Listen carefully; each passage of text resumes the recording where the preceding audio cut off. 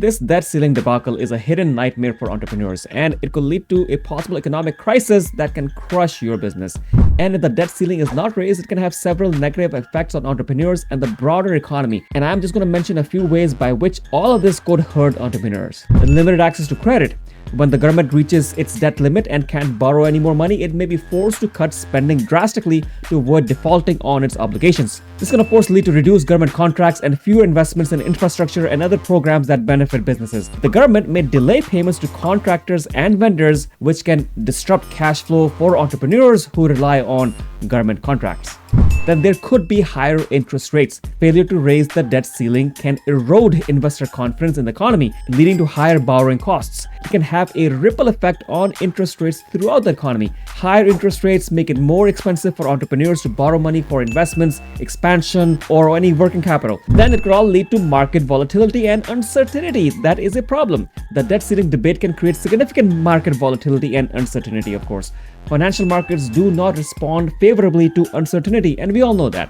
A failure to raise the debt ceiling can lead to a loss in investor confidence, and this can result in stock market declines, reduced business investments, and a slowdown in economic activity. Entrepreneurs often rely on stable economic conditions to, make informed business decisions, so uncertainty can deter them from taking risks and from making investments. Next, there could be reduced government support for programs. And when the government faces a debt ceiling crisis, it may resort to implementing austerity measures and budget cuts to control spending. These cuts can impact programs that sponsor entrepreneurship, such as small business administration, funding for research and development. The reduction in government support can make it more challenging for entrepreneurs to access these resources and assistance they need to start or grow their business. This would all lead to consumer spending reduction. This decrease in consumer spending demand can negatively affect entrepreneurs who rely on customer spending to drive and scale their businesses. And entrepreneurs in sectors like retail, hospitality, consumer goods may experience lower sales and of course revenue as a result. Alright, but what the heck is this debt ceiling, right? Well, imagine you have a limit on how much money you can borrow, just like a spending limit on your allowance or pocket money, whatever, right? That's what the debt ceiling is for the United States. Now, here's the catch. The US government has been spending more money than it brings in for a long time now. When the government reaches this debt limit, it faces a problem. It either needs to raise or suspend the limit, allowing it to borrow more money to pay its bills, or it could default, meaning it can't pay its obligations on time. This default situation could lead to a nationwide economic collapse here in the US, causing a sharp recession.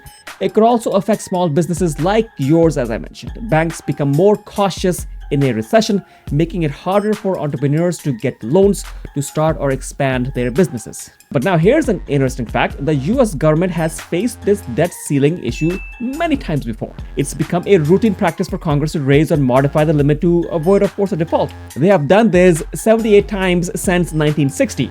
49 times under Republican presidents and 29 times under Democratic presidents. According to the Treasury, congressional leaders in both parties have recognized that this is necessary. Of course, whenever you're in government, you want to be able to pay the bills. You don't want to be the president under which, I just can't pay the bill.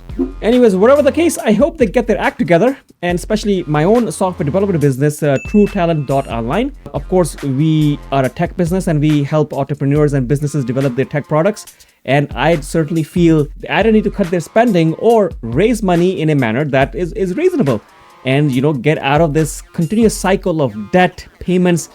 I'm not sure how long we can continue with this. Anyways, I'm Dr. Omar Khan. Yes, I am a practicing physician, a bit in tech. Thank you so much for watching. Subscribe to the channel if you feel this was helpful. Thank you so much. Bye-bye.